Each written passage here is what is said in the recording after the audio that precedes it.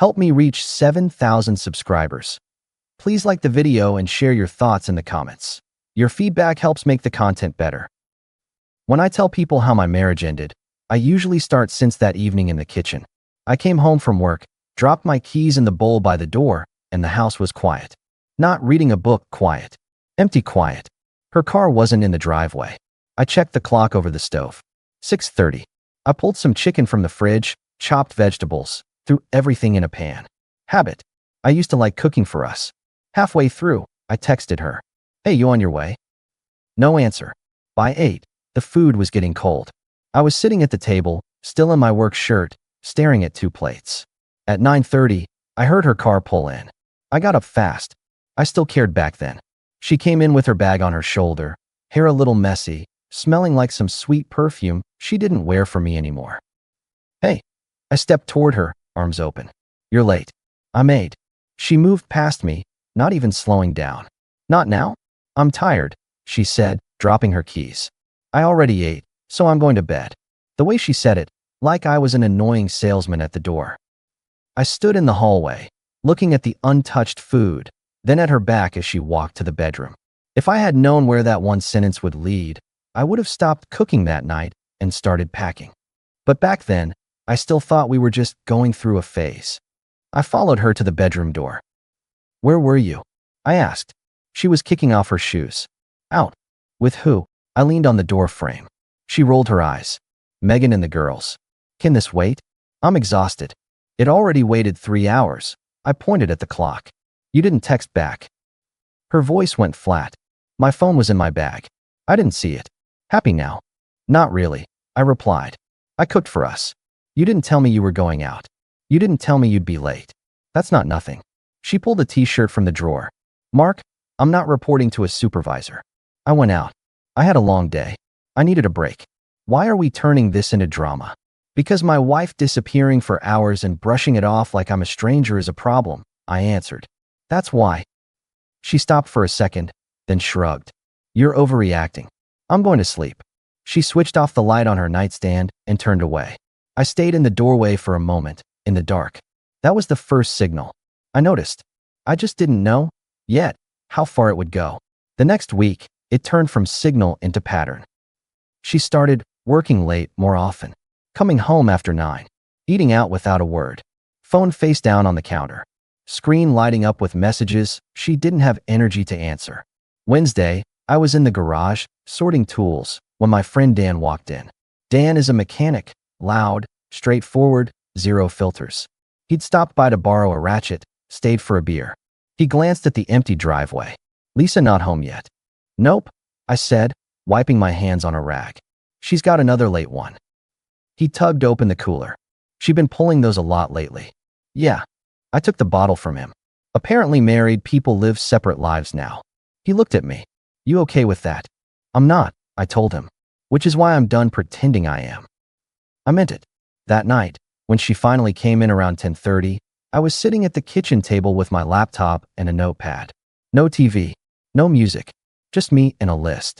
She dropped her bag on a chair. Why are you still up? I closed the laptop. We need to talk. She exhaled loudly. Seriously?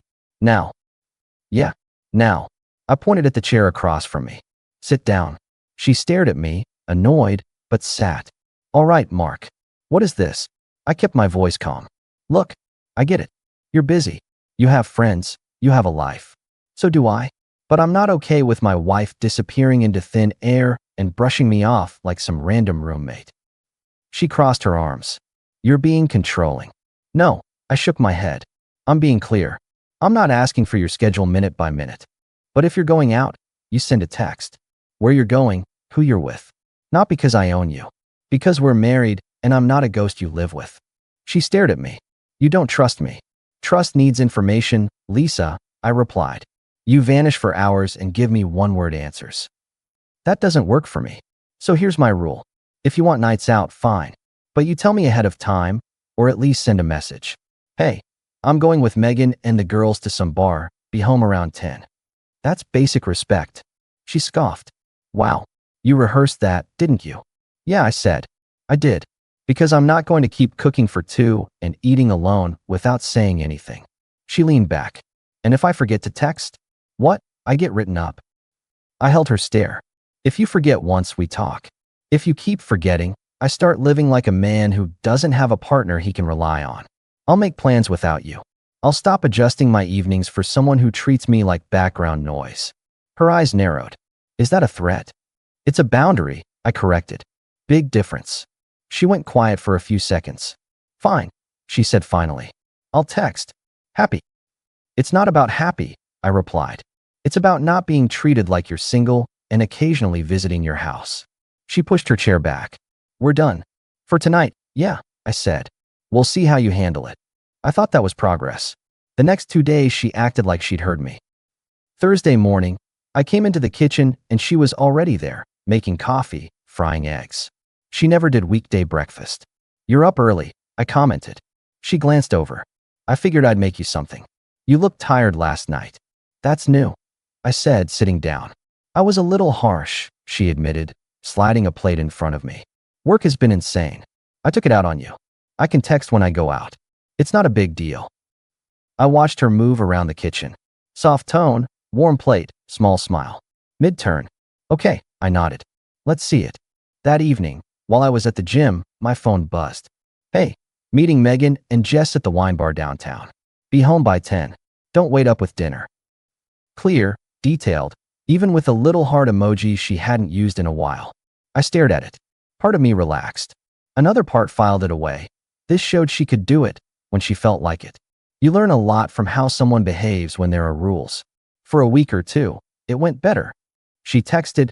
She called once from her car on speaker, laughing with some girls in the background. She brushed my shoulder when she passed me. Sat closer on the couch. Gave me a light kiss on the cheek before leaving. On the surface, it looked like things were smoothing out. Underneath, little things started to stand out. One Friday, she said she'd be at her mom's house, helping with some paperwork. She left around 6. At 8, I got a text. Mom says hi. We ordered that spicy shrimp from Riverside again. You know, like last time. I looked at that line too long. Last time we had that shrimp together was months ago, on the other side of town, nowhere near her mom's place. And her mom hated spicy food. I typed, your mom eats that now? Then deleted it. Instead, I called. She picked up on the second ring. Voices in the background, music. Hey, she said. Everything okay? Yeah, I answered. Just checking. You good? Fine, she replied quickly. We're in the middle of something. Can I call you later? Sure, I said. Have fun with your mom. She hung up a little too fast. I stared at my screen. Then I walked to the fridge, looked at the weekly planner we'd been using for years. Bills, appointments, her mom's Thursdays, my Saturday shifts. I took a marker and erased half of it. That was my next move. Saturday morning, we were supposed to drive to her sister's place for a family lunch. She liked to parade the perfect couple act for them. I was at the dining table, sorting through bank statements. Our joint account, my personal one, the automatic transfers I'd set up without thinking much about it. Lisa came in, sunglasses on her head, already dressed. You're not ready? She asked. Nope, I said, highlighting a line. We're not going. She blinked. What? I looked up. I'm not going to spend another Saturday smiling in front of your family, like everything's fine while you treat our house like a hotel. So I'm staying home. You can go if you want. Her tone sharpened. They're expecting us. They can expect you, I replied. I'm busy. Doing what? She pointed at the papers. Staring at numbers? Cleaning up my side of our life, I answered. Adjusting some transfers. Separating things a bit. You're already doing your own schedule. I'm just catching up with reality. She froze. What transfers? For now, I said calmly. Nothing you need to worry about.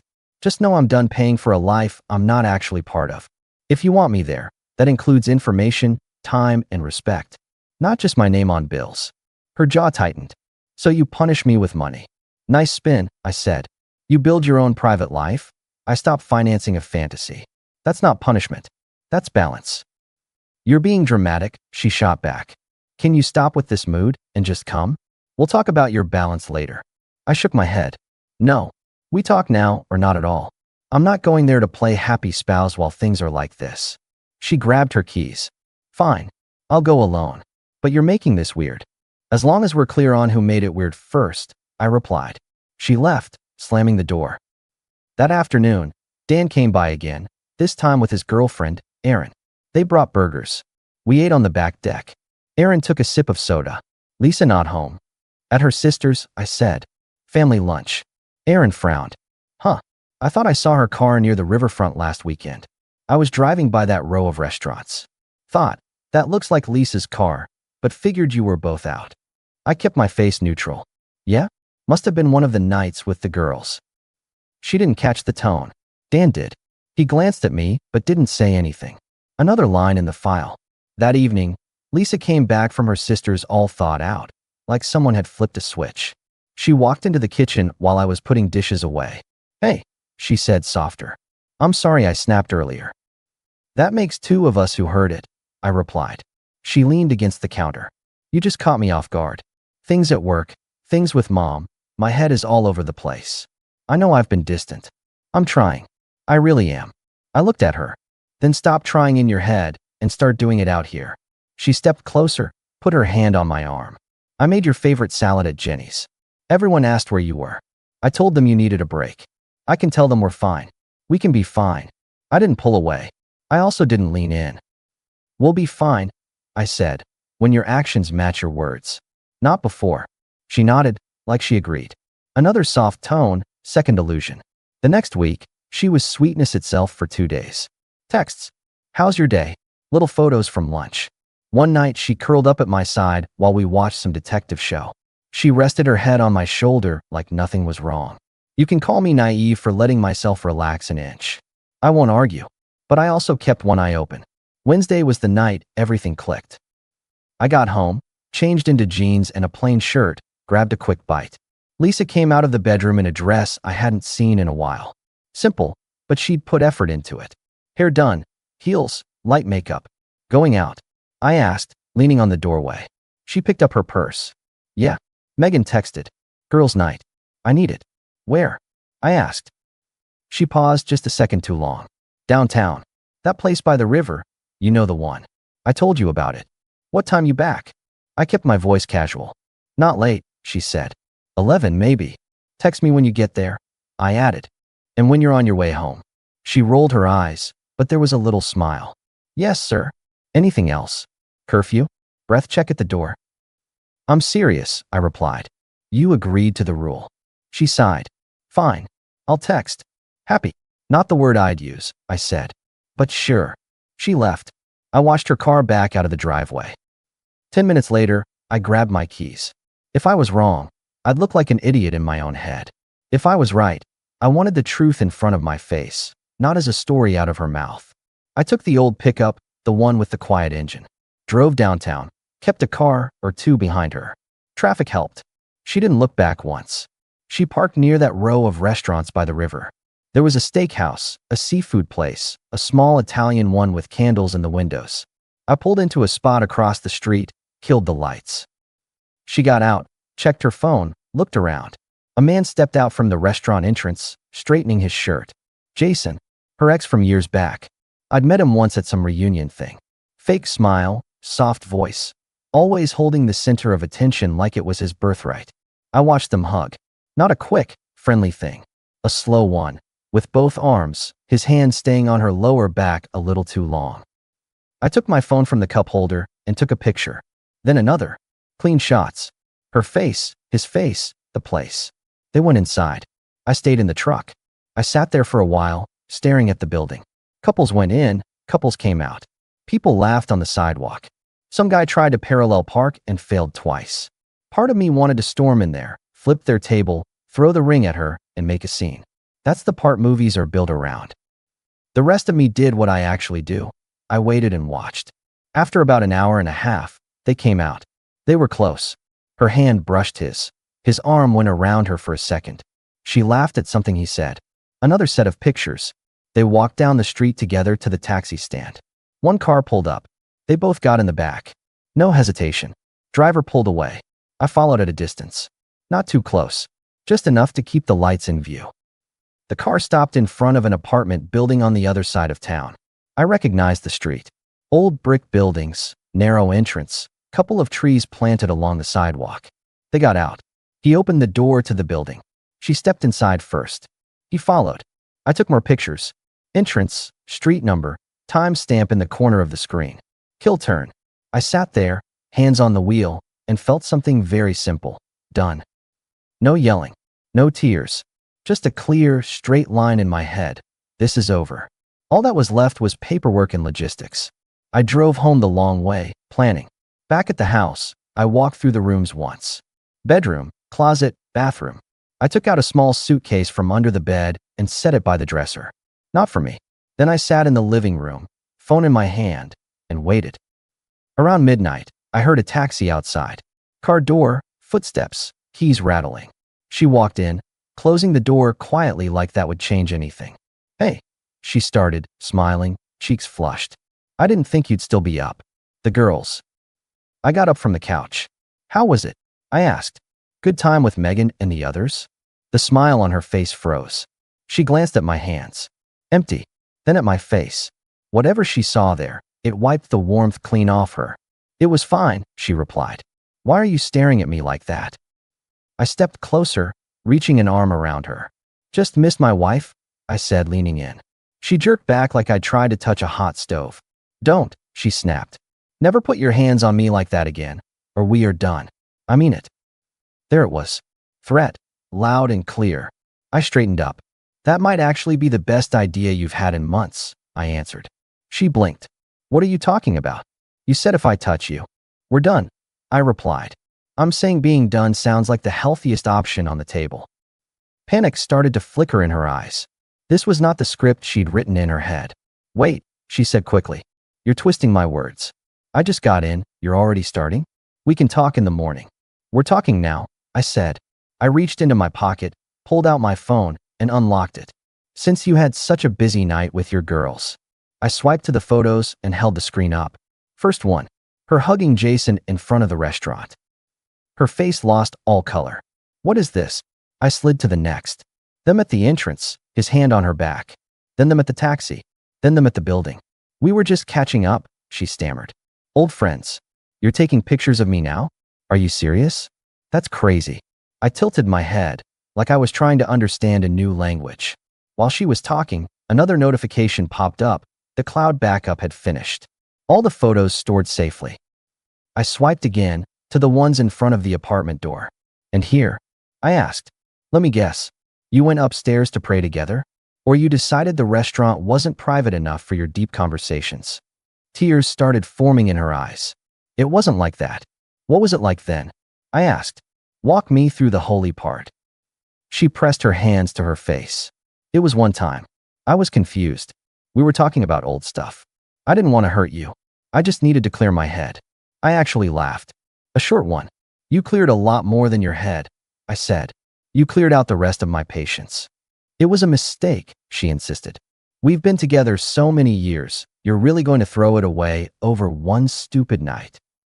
I held up the phone again, shook it lightly. You already threw it away, I replied. I'm just taking out the trash. She stared at me, breathing fast. You can't mean that, she whispered. We can fix this. I'll block his number. I'll never see him again. Please, Mark, don't do anything rash. We can go to counseling, No, I cut her off. You had counseling when I sat at this table and told you I needed you to show up like a partner. You had counseling when I asked for basic honesty. You chose secrets instead. That was your session. This is my result. She stepped closer, reaching for my arm now. Interesting timing. Please, she said. Can we at least talk tomorrow? Sleep on it. You're angry. I'm not angry, I answered. I'm decided. I pointed at the suitcase by the dresser in the open bedroom doorway. You have 60 minutes, I said. You put what you need in that. You call a taxi. By the time that hour is up, you are sitting in the back seat heading wherever you want that isn't here. Her mouth dropped open. You're throwing me out? I'm closing my house to someone who doesn't respect it, I replied. Big difference again. And where am I supposed to go? She demanded. Tonight. I shrugged. Your mom. Your sister. Your old friend upstairs. You seem to have options. You can't do this, she repeated, voice shaking. This is my house too. Not for long, I said. Tomorrow, first thing, I'll start the paperwork. For now, I'm telling you what's happening. Hour starts now. I put my phone on the counter, screen facing up. Timer at 60 minutes. She watched it tick down from 59:55 like it was a bomb. "You're serious?" she whispered. "Yes." She tried another tactic. "If you do this, people will think you're heartless. My family, our friends, they will blame you. They can blame whoever helps them sleep," I replied. "I'll sleep fine." She stared at me, waiting for me to crack. I didn't. Eventually, she went to the bedroom. Drawers opened, hangers slid across the rod. She moved fast when she thought I wouldn't see, then slowed down and sniffled loudly when she walked past me with an armful of clothes, like she was auditioning. I stayed at the kitchen table, watching the timer and answering none of it. At about the 40-minute mark, there was a knock at the front door. Our neighbor, Nancy, stood there, gray cardigan, curious eyes. "Everything all right?" she asked. "I saw the taxi pull up early and your lights are all on." Behind me, Lisa was dragging the suitcase down the hall. "Everything's fine, Nancy," I said. "Just making some overdue changes." Lisa looked at Nancy, then at me, like she'd just realized this was actually happening in the real world, not just in our living room.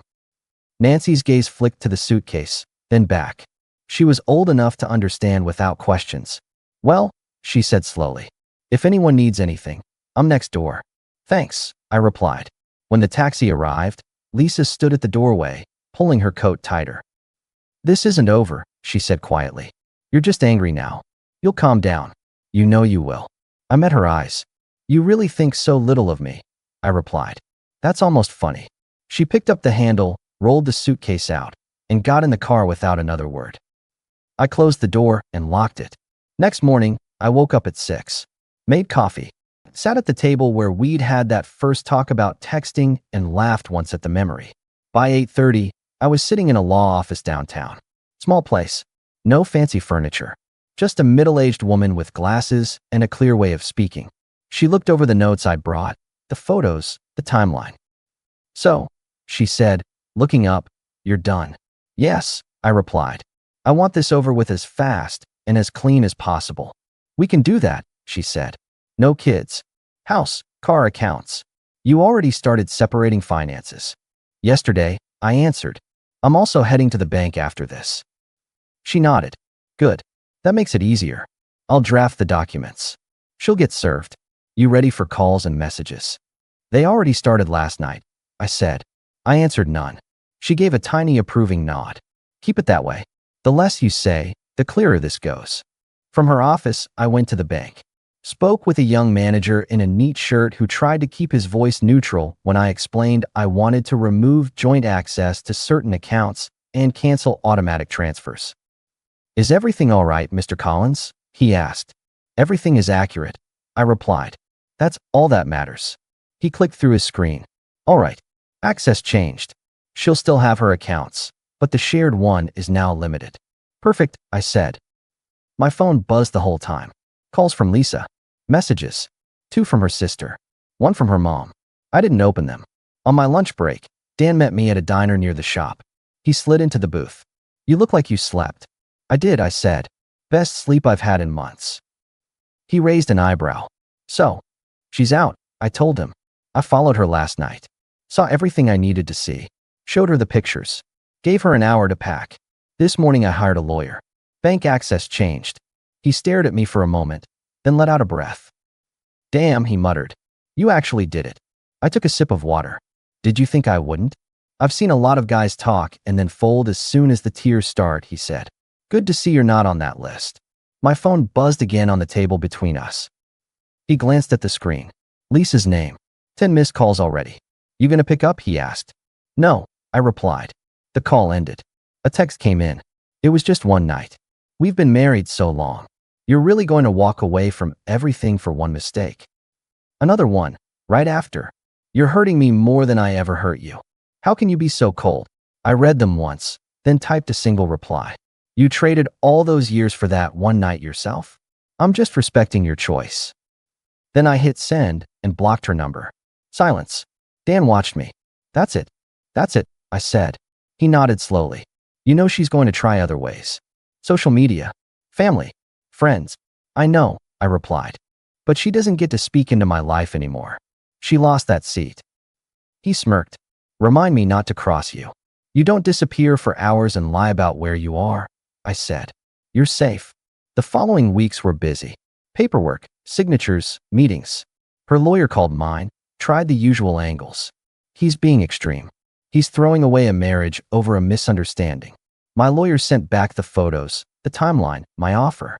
Fair. Clean. No screaming. Lisa tried getting through other channels. Emails from new addresses, messages from her sister. He's confused. He doesn't understand the situation. He misses you. Just talk to him. I replied once short. Please stop. This is done. When the agreement was finally signed, it felt less like an ending and more like someone had finally stopped a loud, annoying noise that had been running in the background for years. We sold the house. I took my share, bought a small place closer to the shop. One story, simple yard, room for a grill, and a workbench in the garage. I replaced the old pickup with a better truck. Nothing fancy, just something that actually started every time. Work picked up.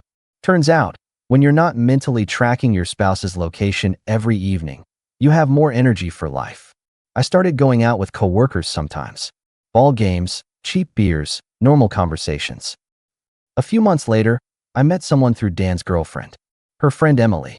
Divorced, 2 kids, already grown, straightforward. She asked real questions and listened to the answers. Phone on the table, screen up, no mysterious nights out, no girls' trips that didn't have names. We took it slow. I wasn't in a rush to sign any more papers. But having someone in my passenger seat who actually wanted to be there felt good. As for Lisa, I didn't go looking. But information has its own way of traveling. One evening, Nancy from next door called me. We still talked once in a while. I saw your ex at the store today, she said. She looked tired. Heard her talking to someone about staying in her sister's guest room.